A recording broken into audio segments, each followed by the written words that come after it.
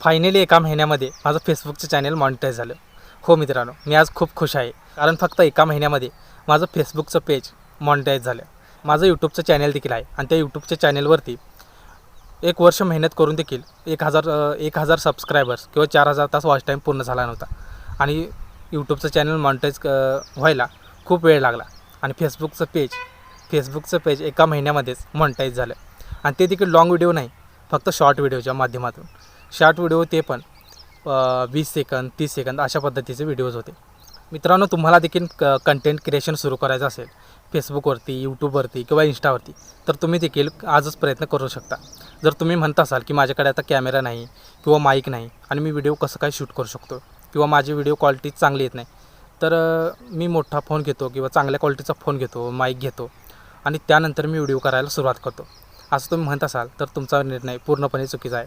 कारण माझ्याकडे देखील कुठलाही ब्रँडेड मोबाईल नाही किंवा क्वालिटी त्याचा कॅमेरा देखील क्वालिटीचा नाही आहे. तरी देखील मी तशाच क्वालिटीच्या फोनमध्ये व्हिडिओ शूट करतो आणि त्याच फोनमधून व्हिडिओ शूट करून फक्त एका महिन्यामध्ये माझं फेसबुकचं पेज मी मॉनिटाईज केलं आहे. तुम्हाला इथे मी स्क्रीनशॉट देखील दाखवतो, तुम्ही बघू शकता. तर म्हणायचं झालं तर याच्या आधी फेसबुकचं पेज मॉनिटाईज करणं खूपच कठीण होतं, कारण त्याला 10,000 फॉलोवर्स लागत होते आणि 60,000 मिनिट काहीतरी असं वॉच टाईम त्याला लागत होता.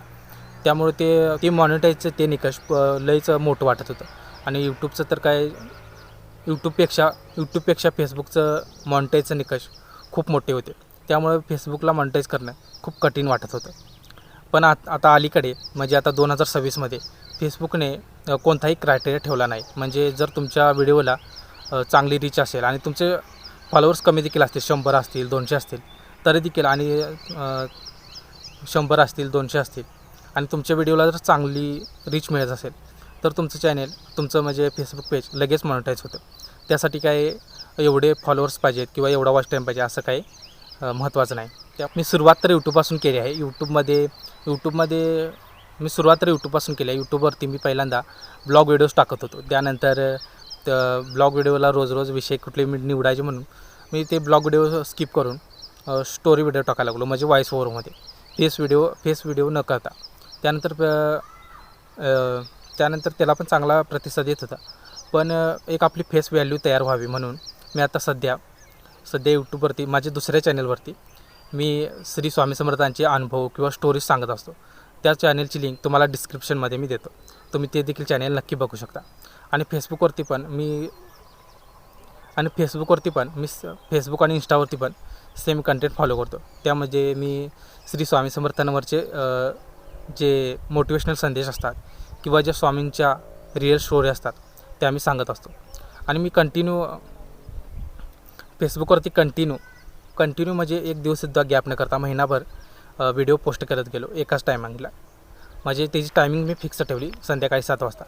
आणि रोज एक व्हिडिओ म्हणजे 15 सेकंदाचा असेल किंवा 30 सेकंदाचा असेल किंवा लाँग पण असेल, तो पण व्हिडिओ मी टाकत गेलो.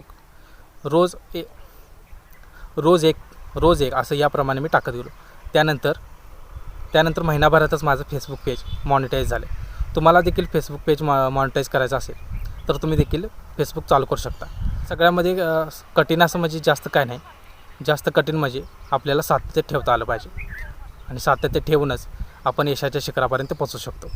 तर तुम्हाला आजचा व्हिडिओ कसा वाटला ते कमेंटमध्ये नक्कीच सांगा. तुम्हाला जर हा व्हिडिओ आवडला असेल तर आपल्या व्हिडिओला एक लाईक करून चॅनेलला नक्की सबस्क्राईब करा. मी माझ्या फेसबुकची लिंक देखील कमेंटमध्ये देतो, तर तुम्ही फेसबुक पेज पण नक्की फॉलो करा. धन्यवाद.